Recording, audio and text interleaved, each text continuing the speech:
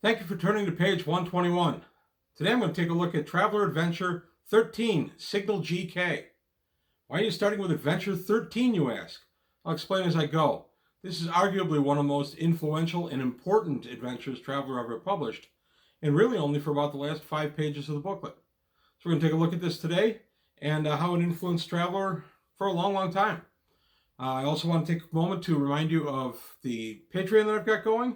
If you can, please help support the channel to grow and improve. And that's it. So today, Adventure 13, Signal GK on page 121. Signal GK. It stands for Gashimiku Kalarin. It's a Volani code for SOS. It means the exact same thing as SOS or Mayday. Could you imagine them saying, Signal GK, this is Free Trader Beowulf? None of us would have known what the heck they were talking about. Adventure 13. This was published in 1985. It's the last of the Adventure series. It was during the time when now that they were at GDW, they were seriously thinking about going over to Mega Traveler and what form that would take. So this is just kind of the last of the real old school adventures for Traveler. And it's kind of funny because as much as I enjoy this, I haven't read it in many years, but I read it preparing for this video, and I was stunned again at how much like a dungeon crawl or dungeon adventure Traveler stuff was. This is what we had at the time. This is what everybody set out to be, which was to be just like Dungeons and Dragons. And this one feels a lot like it. It was interesting. I hadn't really remembered that when I started rereading it.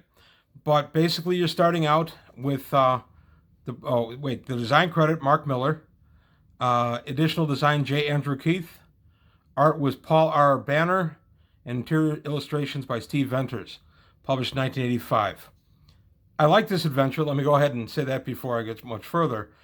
This could actually be dealt with as two separate things. So the first one, we get the adventure synopsis, which is basically the player characters are hired to help a member of the intelligentsia of the Salamani Confederation defect to the Imperium. He's become unhappy with the Salamani and he wants to move on. He's a valuable asset for his research and his knowledge. So the player characters are brought in to help this guy defect. The reason in the book is that the players are brought in is because they would not be known to be operatives for the Imperium. Therefore, they could just kind of slide in and help this guy defect. It's pretty good. I like the setup. You are, here's the referee synopsis of it. You're an Ochre, and then go to Cymbeline, and then to Terra. It's interesting.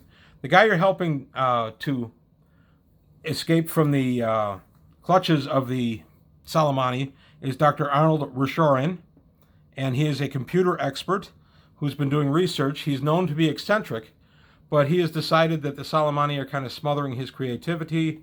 He also realizes that he doesn't want to grow old under the Salamani. So, hey, Imperium, offer me a better deal. That deal is offered in the form of Joachim Sanchex, who is your boss in this video. He's the one that hires the player characters. The man in the shadows for the Salamani, working to thwart the players throughout, is Baldwin Way, and he's an agent who has pretty good anticipatory moves for the player characters. And then the last character brought out, and you see there's no line here for his stats, is 10987. And it's not specifically a person, and I'll explain that a little bit more. And this is why this module is so important. So we're on Scandia, and the adventurers are looking for a job, and they get the mission from Sanchex. And the mission is the defector Dr. Arnold Rishorin, a near-genius physicist at Landgren Center at Lyonesse. He wants to defect. They just have to make arrangements to get him out with the Salamani security. None the wiser, so he can be brought safely to the Imperium along with his knowledge and his work. Player characters are given a ship that they need. It's a scout courier fresh out of annual maintenance, and off they go. So they meet this guy on Ochre, and they're trying to get him out. A lot of the adventure is the places more than actually telling you what to do. I like that. This would be an early sandbox adventure. You're given locations, you're given what could happen, but you're not told what could happen. You can change this around. Our main bad guy, Mr. Wee, or Wei, has various hirelings working for him, but that's not called out in the book either. It's up to the GM to flesh this out, and I love that about this. So we're given some places to go. We meet up with this guy, the Sanchek's very eccentric individual. He's hard to, Rishoran, my bad. Santrix is the boss that hired them. Dr. Rishoran is a very eccentric individual who will just tend to wander off and go to a bookstore or anything that kind of vexes the players. So he's a thing to keep the players on their toes within their group. And then they have some brushes with Soleimani security, and there's a couple of firefights if you want them, or the players can just kind of get out of the situation. That's really up to you, and the adventure leaves that very open. So then we go to basically we're moving about the galaxy, and the bad guy Wee is chasing them around, trying to thwart the players from getting Rishoran off, back into the Imperium. But Rishoran says, I have to go to Cymbeline. I have to prove a theory on naturally occurring semiconductor chips. This is after the players have gotten him to his handler Sanchek's. Sanchek says, yeah, we'd be real interested in you working on this. In fact, it's one of the reasons we wanted you. We'd heard of your theories. Player characters take this guy to Cymbeline and work with him. So they do. This is the meat of the adventure for the long term for Traveler, and I'm going to get to that in a minute. I want to touch on the Astra, which is a subsidized liner, a Type M, 600-ton displacement. This is a very nice look at the Astra. First one I remember seeing. We get a nice breakdown on how they work, the interior situation, a nice deck plan. Quite valuable. This book is worth owning for that alone.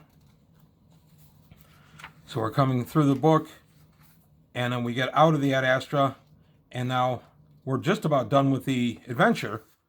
We get the Soleimani border maps, and then we get the information on Cymbeline. So the important thing about Cymbeline is that there are naturally occurring computer chips. These are creatures that live in the wild, and these creatures live primarily on electrical energy or solar energy that they convert to electricity, but they don't need anything to live other than that. But to reproduce, they tend to pounce and change other chips in their area, make it like themselves. So truly to reproduce. Sometimes two different chips will combine to make a third offspring with traits of both. That sounds real familiar. There's an argument as to whether these are actually alive or not, but it's still pretty interesting. The player characters go with Dr. Rishoran, and they're down there looking for chips, and they find some that are very basic and not doing too much. But then we meet 10987. 10987 is a chip that after a few days aboard the player's vessel, after some experiments, the players introduce this wild chip to the ship's computer chips, and this thing's intelligence just grows by leaps and bounds. It becomes vastly intelligent and informative and can communicate with the player group. This is what's important about this module. 10987, the Cymbeline chip, which, by the way, in this, you're kind of encouraged to just have it aboard your ship, and hey, it makes your computer run better, and it can talk to you. It's a form of AI.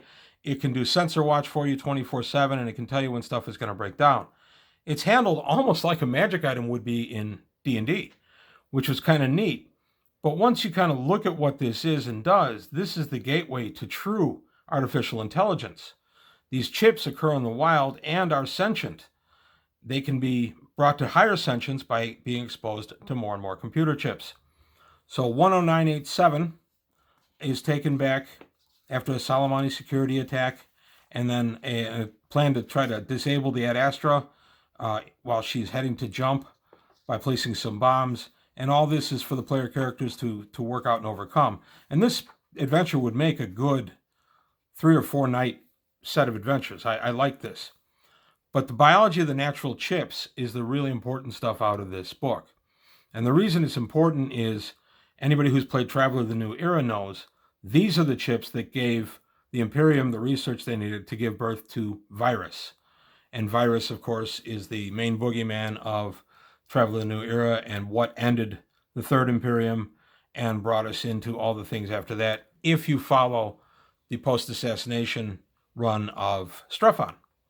Now, interestingly, what I did is when I started getting into GURPS Traveler, I remembered about this and I thought, oh, the chips weren't used to create Virus in our universe. I'll run a game where the player characters actually gain control of the chips and become these breakthrough cutting-edge technologists who have found a way to true AI.